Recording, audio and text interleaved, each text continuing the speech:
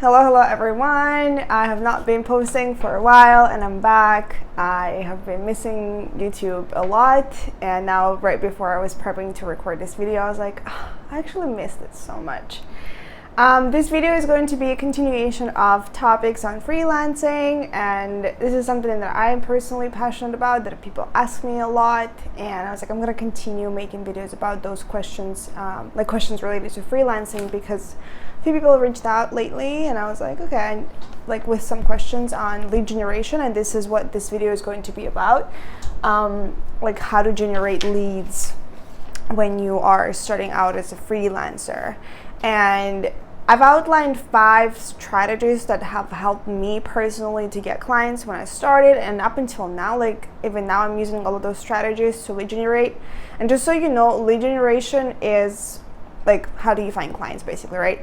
Is an ongoing process. It's not like you've done it once and then you like you forgot. I thought it was like that. Like I thought I was gonna find my clients and that's it. So I would find like 2 to 3 clients for my projects, but then obviously like projects pause or change or stop, or clients don't have the resources to invest or whatever. Like there's so many reasons that might influence the fact that you might lose those clients. So it's always good to have a lead generation process, like systems in place, so that when you lose a client or like when something happens and you can't work with, like if you drop a client, like you want to make sure that you have a few strategies that would allow you to find a new client within a month or 2 or maybe 3. I feel like 3 months is the longest time it usually takes to find a client for whatever niche service you're offering. But it's usually much faster. So, and one last note, and this is somebody told me that, and I was like, this is interesting. A friend reached out to me from my university, and she watched my videos on YouTube and has been following me on Instagram. And by the way, if you want to follow me on Instagram, I'll attach the link below to this video. I've been meaning to attach the links, but I just didn't have a moment. But she said that it's kind of like, let's say it's easier to identify the skill that you want to monetize, or it's easier to learn the skill that you want to monetize as a freelancer, but it's more difficult to understand how to find clients, or like it's more complicated to find clients. And I didn't think about it, but it's absolutely correct. It's true, because I think a lot of the freelancers, like it takes some time to think about your freelancing career as a business, because it is a business, and I'll talk more about it in my future videos. But just to say briefly, I know it can be overwhelming, especially when you're just starting out as a freelancer, and you might have to learn like new skills, or figure out your pricing, or like figure out your portfolio, or like figure out so many things, and then lead generation. So don't pressure yourself a lot, like give yourself time. All right, first it's the skill, then it's the portfolio, and only then you come to lead generation. You have to be very clear about who you want to work with, because speaking from my mistakes, you don't want to work with everyone, because it's going to be hell.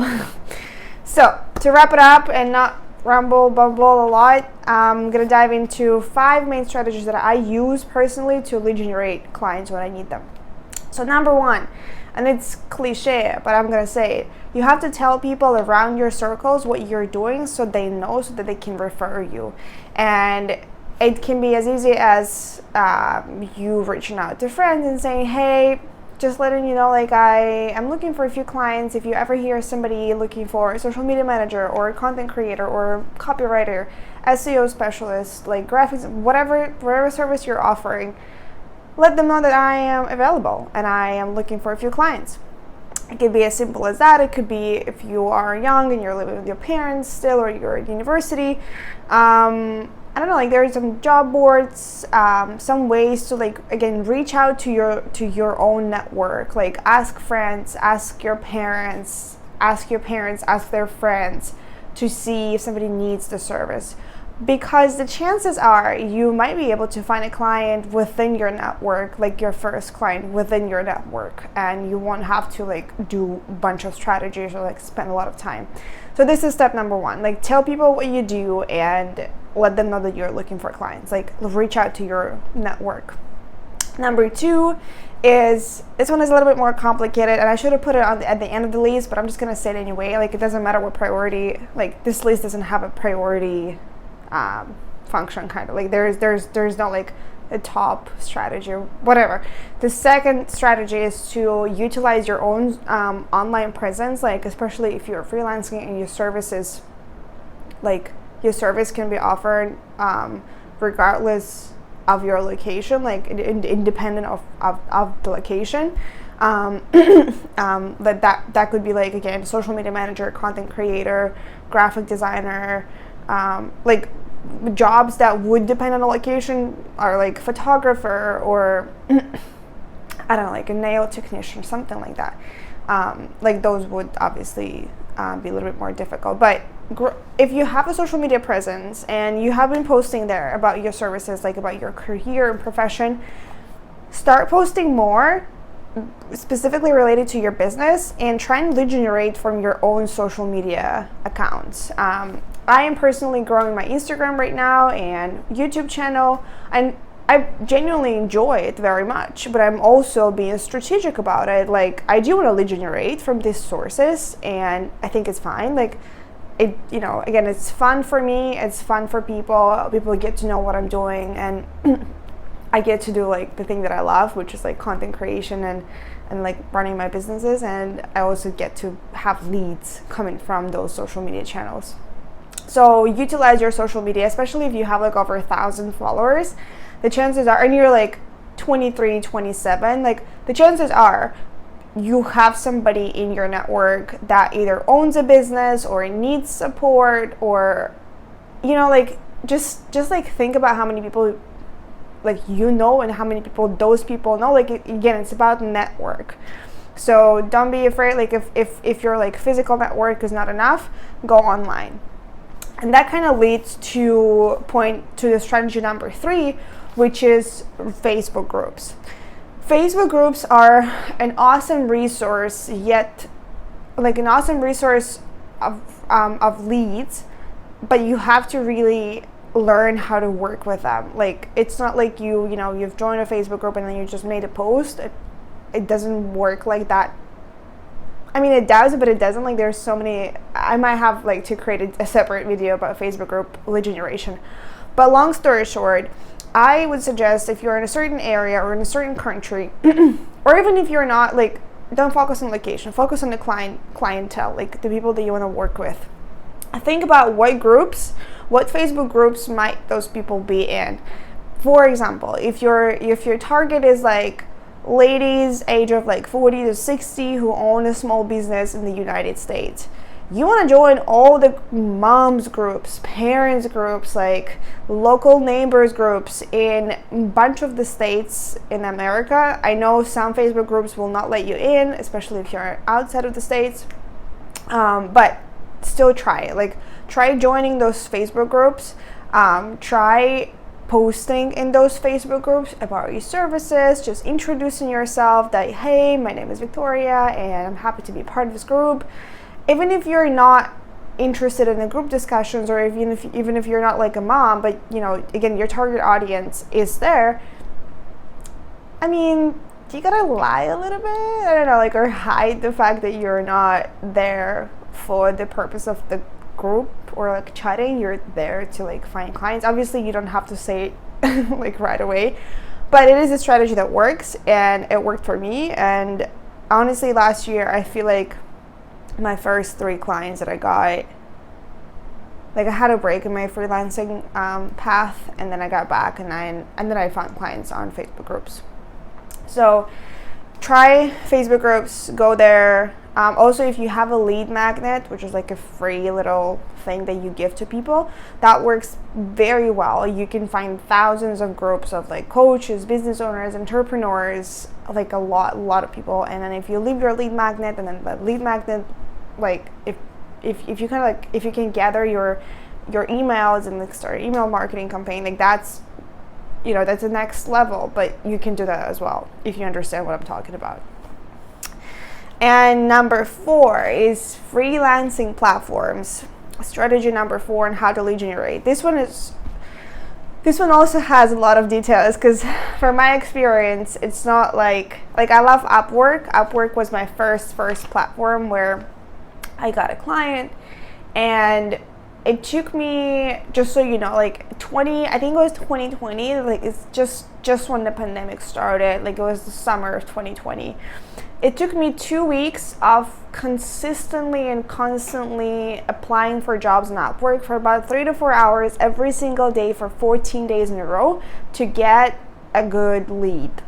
I know it might seem like a lot, but if you have that time and if you're off school, or if you have the time to invest at least an hour or two to try and apply for jobs on Upwork, create a profile, fill it out, add your portfolio, like it works. It does work. Like Upwork is not a joke, it's a real thing. I've gotten, after that client, I've gotten a few other clients, so I've been on Upwork for quite some time, but the reason I'm not using it right now is because I'm from Russia and Upwork banned Russians from using the Upwork. I'm not gonna go into details why, you can Google it.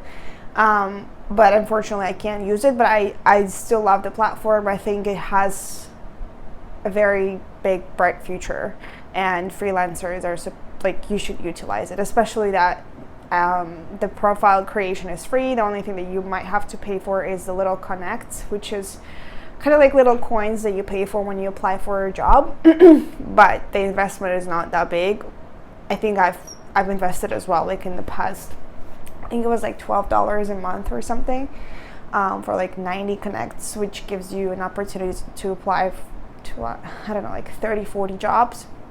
But I would just be very consistent. And also Upwork is the platform where you get like freelancing is not like a corporate world where you have, you know, systems like operations department, sales department, marketing department, and you have managers, and you have assistants, and you have associates. Like, it's not that structured. Freelancing is about freedom to choose who you really want to be, who you really want to work with. So projects vary depending on many factors. So some days you might go on Upwork and you might want to apply for jobs, but you might not find the projects that you can work with.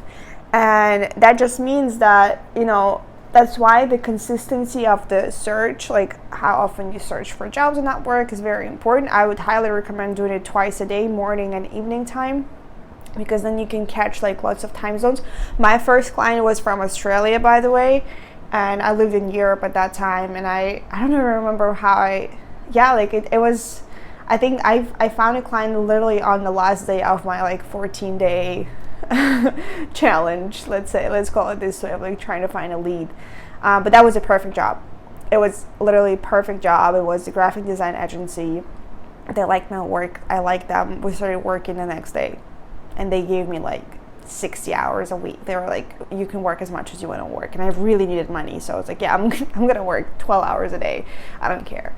And I worked with them for a few months, and then the project finished. And anyway, going back to the strategy, go on Upwork, create a profile, search consistently every single day if you have time, for at least an hour or two, for projects that you might potentially work with, or clients or whatever, and apply. Just keep applying. Like, it's all about putting yourself out there.